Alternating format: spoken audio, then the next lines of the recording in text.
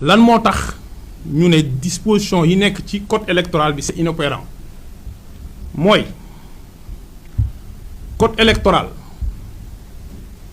dafa am ñaari déchéance yu am ci nit boo yoree sa mandat wu député